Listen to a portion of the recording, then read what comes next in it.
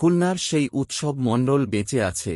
বাংলাদেশের সকল সনাতনী ভাই বোনেরা প্রার্থনা করছিল সেজন্য বেঁচে থাকে এবং সুস্থ থাকে, কিন্তু অনেক দিন ধরে তার কোন খবর পাওয়া যাচ্ছিল না যে সে বেঁচে আছে নাকি মারা গেছে। বাংলাদেশ আর্মির ভেরিফাইড ফেসবুক পেজ থেকে বলা হয়েছিল যে সে বেঁচে আছে এবং আর্মি হাসপাতালে চিকিৎসাধীন অবস্থায় আছে। অবশেষে আজ প্রমাণ হল ঊষা মণ্ডল বেঁচে আছে এবং আর্মি হাসপাতালেই তার চিকিৎসা চলছে। সে এখন মোটামুটি সুস্থ। দুদিন পরে তাকে রিলিজ করে দেয়া হবে। আজ উৎসব মণ্ডলকে দেখতে যান বাংলাদেশ হিন্দু মহাজোট গোবিন্দ পরামানিক। সেদিন কি ঘটেছিল খুলনায়, তার উপর কেন এত নির্যাতন চালানো হল, আর পুলিশের অবস্থা কি ছিল, শুনুন একজন পুলিশ কর্মকর্তার মুখে।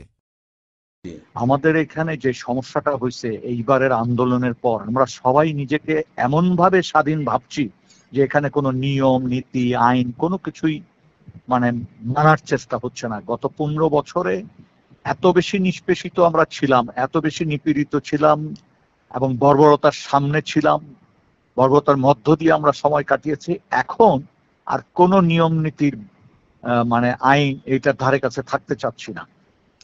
এমন একটা সময় ঘটনাটা ঘটছে যখন আমরা একটা ক্রান্তিকাল অতিক্রম করতেছি এবং যেই সময়ে আইন শৃঙ্খলা রক্ষাকারী বাহিনীর ভিতরে এক ধরনের, বিশেষ করে পুলিশের ভিতরে এক ধরনের এটাকে কি বলবো, দৃশ্যত দুর্বলতার প্রকাশ পাচ্ছে।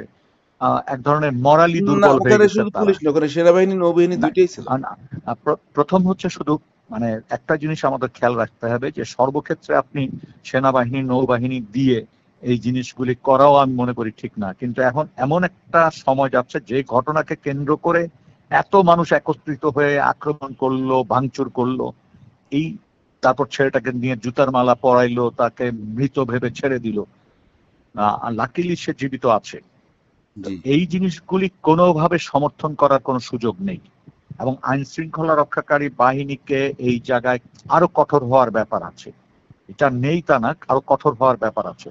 এবং সবচেয়ে মনে রাখতে হবে যে সমাজে একদল সুযোগ সন্ধানী আছে, তারা এই সময়টাকে ব্যবহার করবে এবং মব জাস্টিস বা গণপিটুনি ইত্যাদি নামে নানান ধরনের অপরাধ করে বেড়াবে।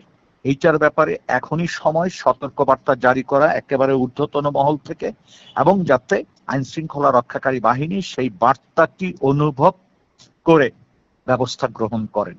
কারণ সব ক্ষেত্রে সেনাবাহিনী এমনটি করবে এটাও যেমন কাম্য না। আবার একজন ব্যক্তি যখন পুলিশ হেফাজতে থাকবে তাকে ছিনিয়ে নিয়ে এইভাবে মৃতপ্রায় মারা গেছেই ধরে নেওয়া যায়, এইরকম কাজ করা আইনগতভাবেও সম্মত না, মানবাধিকার দৃষ্টিকোণ থেকে একেবারে অগ্রহণযোগ্য। যারা এই ধরনের ঘটনার সাথে যুক্ত তদন্ত করে তাদের বিরুদ্ধে ব্যবস্থা নেওয়া উচিত। যদি ব্যবস্থা নিতে ব্যর্থ হয় তাহলে এই ধরনের ঘটনা কিন্তু ঘটনার আশঙ্কা আরো ঘটার আশঙ্কা থাকে। এবং এই যে ফেসবুক নিয়ে যে প্রচারণা, এটা দীর্ঘদিন বাংলাদেশে এইটা করে সমাজের শান্তি শৃঙ্খলা লঙ্ঘন করা হচ্ছে, মানুষকে হত্যা করা হচ্ছে এবং কোন ধর্মের উপরে রেসপেক্ট রাখছে না। যেমন আপনি স্বাধীনভাবে যা কিছু মতামত ব্যক্ত করার যেমন অধিকার আছে, আবার মনে রাখতে হবে যে এইটি যেন অন্য মানুষের আঘাত তৈরি করে একটা সমাজে বিশৃঙ্খল পরিস্থিতি তৈরি